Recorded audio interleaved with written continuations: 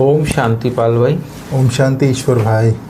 पाल भाई, आज की ज्ञान चर्चा में खास परमपिता परमात्मा इस संगम पर सतयुग की शुरुआत और कलयुग का जो अंतिम समय, जो परिवर्तन का समय, ऐसे परिवर्तन के समय पे परमात्मा के सबका कल्याण करता है।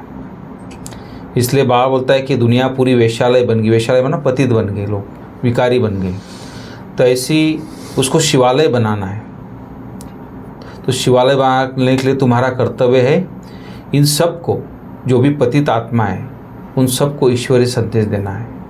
तो उनका भी कल्याण करना है, सबका कल्याण करना है, बाबा बोलता है। तो इसके ऊपर थोड़ा बताइए किस तरह बाबा का भाव है। आज 5 अगस्त 2025 है ईश्वर भाई जी। आज के स्व उन्नति के लिए, ज्ञान चर्चा के लिए बाबा ने जो पॉइंट बताए हैं, बाबा ने जैसे कहा, बाप आए हैं इस वेश्यालय को शिवालय बनाने। जी। तुम्हारा कर्तव्य है वेश्याओं को भी ईश्वरीय संदेश दे, उनका भी कल्याण करना। वेश्यालय मतलब विष से भरा हुआ, विषय विकारों से भरा हुआ दुनिया है ये। विषय विकार ग्रसित हो गई है। तो इस विषय विकार से ग्रसित दुनिया को बाबा आए हैं शिवालय बनाने। भक्ति मार्ग में आरती भी गाते हैं, विषय विकार मिटाओ पाप हरो देवा। वो भी गाते तो है, लेकिन अभी परमात्मा आया है तो उसका मददगार बनना चाहिए इस दुनिया को, अगर शिवालय बनाना है तो। जी। तो जिसके किस्मत में नहीं होगा उसकी बुद्धि में नहीं बैठेगा ना। जी। तो बाबा आए हैं शिवालय बनाने। यही भारत वेश्यालय बना है, यही भारत शिवालय बनेगा। जब वेश्यालय होता है तो काम, क्रोध, लोभ, मोह, अहंकार से ग्रसित हो जाते हैं मनुष्य। जब शिवालय होता है तो उन्हें के अंदर ये 5 विकार की अविद्या होती है। 5 विकार का नाम निशान नहीं होता। उनके अंदर शांति, प्रेम, आनंद, पवित्रता, ज्ञान, सुख, शांति, खुशी सब होती है। शिव का अर्थ है ये कल्याणकारी। जी। तो कल्याण का आलय होगा वो। आलय माने घर होता है। वो घर, वो स्थान ऐसा होगा सबका कल्याण हो जाएगा वहाँ पर। बिल्कुल। तो शिवालय बनाने आया है। यही भारत स्वर्ग बन जाएगा जहाँ सबका कल्याण होगा, कल्याण हो जाएगा। जी। वहाँ पर कोई दुख तकलीफ की बात नहीं होती। तो ऐसी दुनिया बाबा बनाने आए हैं।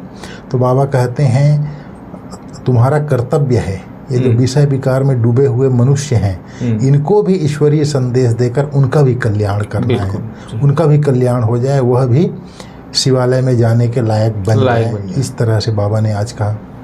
पाल भाई, परमात्मा आके सिर्फ डायरेक्शन नहीं देता, लेकिन पढ़ाता है स्वयं आके।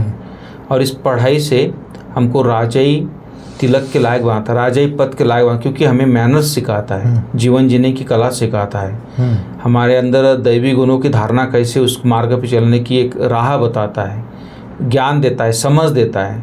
तो बाबा बोलता है कि कौन से बच्चे ऐसे जो अपना बहुत नुकसान करते हैं। बाबा बोलते जो बच्चे किसी भी कारण से, मुरली माना है पढ़ाई, जो भगवान जो पढ़ाता है, मिस करते हैं, वह अपना बहुत बड़ा नुकसान करते हैं। कई बच्चे तो आपस में रूठ जाने के कारण क्लास में ही नहीं आते। माना मन मुटाव आपस में रूठ हो जाता है, फिर क्लास में आना छोड़ देते हैं, क्लास में ही नहीं आते, और कोई ना कोई बहाना बनाकर घर में ही बैठ जाते हैं। इससे वे अपना बहुत ही नुकसान करते हैं, क्योंकि बाबा रोज़ कोई ना कोई युक्तियाँ बताते रहते हैं। सुनेंगे ही नहीं तो अमल में कैसे लाएंगे? पढ़ाई नहीं पढ़ेंगे, सुनेंगे नहीं तो अमल में क्या लाएंगे? धारणा क्या करेंगे? तो इसके ऊपर बाबा ने थोड़ा बताया आज। तो बाबा ने जैसे बोला, जी, कई बच्चे रूठ जाने के कारण क्लास में ही नहीं आते। मुरली जो है हम ब्राह्मणों के जीवन का श्वास है। बिल्कुल। मुरली जो है आत्मा का भोजन है। भोजन। तो एक दूसरे में मतभेद में आने के कारण क्लास में ही आना छोड़ देते हैं, तो पढ़ाई ही छूट जाता है आपस में रूठने के कारण। जब मुरली रूपी भोजन, मुरली रूपी श्वास ही बंद हो गई तो फिर क्या हालत हो जाएगी? तो अपना ही नुकसान करते हैं, क्योंकि बाबा जो है रोज एक से बढ़कर एक आत्म उन्नति की बातें बताते हैं। अगर वो पॉइंट सुनेगा ही नहीं तो आत्मा को उन्नति कैसे करेगा? उसको जीवन में लाएगा नहीं, अमल में लाएगा नहीं, तो आत्म उन्नति होगी नहीं। इसलिए बहुत बड़े से बड़ा अपना नुकसान करते हैं। बिल्कुल, ये बात बाबा ने कहा। तो और भी कुछ बात बताइए। हाँ, फिर बाबा ने कहा है जैसे इस विषय विकारों की दुनिया को शिवालय बनाना है, उसके कारण बाबा ने कहा इस दुनिया में जैसे एक तो विषय विकार की दुनिया है ही है, लेकिन यहाँ वेश्याएँ जो होती हैं, वेश्या धंधा करती हैं, उनको बाबा अधम ते अधम, पापी से भी पापी, बड़ा पाप करने वाला जो वेश्याएँ हैं उनकी भी सर्विस करना है। आज बाबा ने बोला वेश्याओं के लिए तुम ऐलान करो कि तुम बाप के इस ज्ञान को धारण करने से स्वर्ग के विश्व की महारानी बन सकते हो। इस तरह से बाबा ने कहा। फिर बाबा ने कहा उनको, बोलो तुम्हारे नाम से ही भारत का वेश्यालय नाम पड़ा है, वेश्यालय नाम बना है, तुम शिवालय में जा सकती हो। ऐसा पुरुषार्थ करने से बाबा ने कहा। कोई बच्चे कोई न कोई बात में रूठ पड़ते हैं, फिर मुरली के लिए बाबा बोला पढ़ाई भी छोड़ देते हैं, यह नहीं समझते कि हम नहीं पढ़ेंगे तो अपना ही नुकसान करेंगे। फलानी ने ऐसा कहा इसलिए पढ़ाई छोड़ के चले जाते हैं, बाबा ने कहा। तो इस तरह से बाबा ने आज खास वेश्यालय और शिवालय और पढ़ाई के ऊपर ही मुरली आज चली है। फिर बाबा ने आज बोला है सर्विस बहुत फुर्त बनना है। तो बाबा की सर्विस में फुर्त बच्चे चाहिए। फुर्त मतलब चुस्ती फुर्ती वाले, सुस्ती वाले नहीं, आलसी वाला मनुष्य नहीं। कोई भी काम बताया फट से किया तो स्फूर्तिला बोलते इसको। हाँ, इस फुर्तीला। कोई भी काम बोला ये काम कर रहे हैं, हाँ जी करूँगा। किसी ने कुछ बताया सेवार्थ, हाँ मैं करूँगा। तो आज बाबा ने सुदेश दीदी जो ज्ञान सरोवर के अभी डायरेक्टर हैं और मोहिनी दीदी जो ब्रह्मा कुमारी चीफ बनी है अभी, उनको बाबा ने आज मुरली में याद किया है। अच्छा।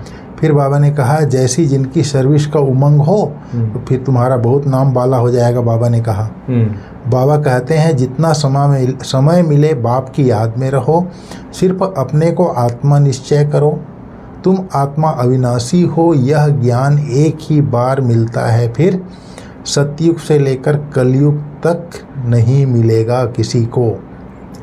फिर बाबा ने कहा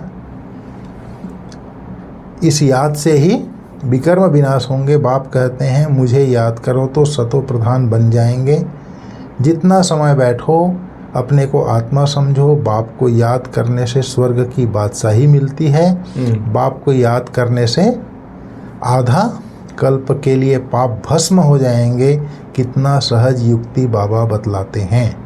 बिल्कुल। तो फिर बाबा ने कहा जैसे फुर्त बच्चे तो चाहिए ही, लेकिन बाबा ने कहा जितना समय मिले एकांत में बैठ बाप को याद करना है। बिल्कुल। पढ़ाई का शौक रखना है, पढ़ाई से रूठना नहीं है। एकांत में बैठ बाप को याद करना है, अर्थात बुद्धि में जो ज्ञान भरा हुआ है उस ज्ञान का चिंतन करना है। बाबा ने आज ये कहा, बाबा ने आज ये कहा, इस तरह का। और पढ़ाई का शौक रखना है, पढ़ाई से रूठना नहीं है जी। फिर बाबा ने कहा अपनी चलन बहुत रायल रखनी है, बस अब घर जाना है, पुरानी दुनिया खत्म होनी है, इसलिए मोह की रग छोड़ देनी है। वानप्रस्थ वाणी से परे अवस्था में रहने का अभ्यास करना है, अधम से अधम का भी उद्धार करने की सेवा करनी है। तो बाबा ने कहा अपनी चलन बहुत रायल रखनी है, चाल चलन, बात व्यवहार, उठना बैठना, खाना पीना, हर चीज़ में बहुत रॉयल्टी होनी चाहिए। अब घर जाना है, पुरानी दुनिया ख़त्म होना, इसलिए मोह नहीं होनी चाहिए इस पुरानी दुनिया में। ये नहीं समझ में आया जी। नष्टो मोह ट्रस्टी बन के रहना है। फिर बाबा ने कहा वानप्रस्थ अवस्था में रहना। वानप्रस्थ अर्थात वाणी से परे, ज़्यादा बोल चाल में नहीं आना है, जितना काम है उतना ही बात किया, फिर अपना कर्म इंद्रियों को समेट लिया। तो इस तरह से बाबा ने आज ये सब धारणा के सार के लिए बोला था। जी, बहुत अच्छी बातें थी पाल भाई। आज ज्ञान चर्चा में काफ़ी क्लियर किया आपने भी कि कैसे सर्विस में स्फूर्तिला रहना है और किस तरह एकांत में बैठ के अपनी अवस्था को भी अच्छा बनाना है, फिर किस तरह हमें शौक होना चाहिए सर्विस का, रॉयल्टी भी होनी चाहिए हमारे अंदर, और अब घर जाने हैं ये भी एक बुद्धि में होना चाहिए कि हमें संपूर्ण बन के वापस घर जाना, फिर से सतयुग में आना है। इसके लिए सबका उद्धार भी करना है, आप समान बनाना भी। तो सेवा भी थी, सो पुरुषार्थ भी था, और साथ में धारणाएं भी थी और डायरेक्शंस भी था बाबा का। किस आधार, जैसे पढ़ाई बाबा ने बोला मिस नहीं करनी, डायरेक्शन थे बाबा के, सबकी सेवा, वेश्याओं की भी सेवा करनी। तो सारी बातें समाई हुई थी आज की ये बाबा की मुरली में। और आज खास वरदान बहुत अच्छा है, श्रेष्ठ वृत्ति द्वारा वृत्तियों का परिवर्तन करने वाले सदा सिद्धि स्वरूप हो। वृत्ति द्वारा वृत्तियों का परिवर्तन, वो बताइए। आज जैसे बाबा ने कहा वृत्ति द्वारा वृत्तियों का परिवर्तन करने वाले सदा सिद्धि स्वरूप भाव। सिद्धि स्वरूप बनने के लिए वृत्ति द्वारा वृत्तियों को, संकल्प द्वारा संकल्पों को परिवर्तन करने का कार्य करो जी। इसकी रिसर्च करो। जैसे बुद्धि में जो ज्ञान भरा हुआ है, जैसे बाबा ने इतने सारे सम्मान दिए हैं, इतने सारे टाइटल दिए हैं बुद्धि में, वो स्मृति में है, तो वो उसका जब हम बाबा ने आज ये कहा, बाबा ने आज ये सम्मान दिया, क्या मैं ऐसा बन रहा हूँ, वो चिंतन करते हैं बुद्धि में जो भरा हुआ है, तो वृत्ति बनती है और वृत्ति फिर वाइब्रेट करती है। तो वृत्ति से फिर दूसरे का वृत्ति, दूसरा आदमी अगर व्यर्थ संकल्प चला रहा है तो आपका ज्ञान युक्त जो संकल्प चल रहा है उसको जाके उसको भी परिवर्तन करेगा। वृत्ति से वृत्ति परिवर्तन करेगा। फिर बुद्धि में श्रेष्ठ संकल्प है, श्रेष्ठ संकल्प आप बोल रहे हैं, कोई सुनेगा, वो भी सुनेगा ये क्या बात कर रहे हैं, उसका जो व्यर्थ होगा वो भी चेंज हो जाएगा, अच्छा संकल्प चलना शुरू हो जाएगा। तो बाबा ने कहा ये रिसर्च करो, अर्थात अनुसंधान करो, खोज करो इस तरह का कार्य करो, कहने के बाबा का। जब इस सेवा में बिजी हो जाएंगे तो यह सूक्ष्म सेवा स्वतः कई कमजोरियों से पार कर देगी जी।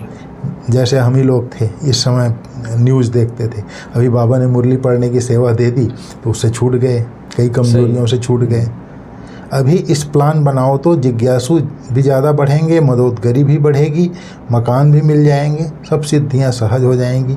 यह विधि सिद्धि स्वरूप बना देगी, अर्थात सफल। ये विधि को अपनाओगे, वृत्ति से वृत्ति परिवर्तन और संकल्प से संकल्प परिवर्तन, तो यह विधि सिद्धि स्वरूप अर्थात सफलता स्वरूप बना देगी।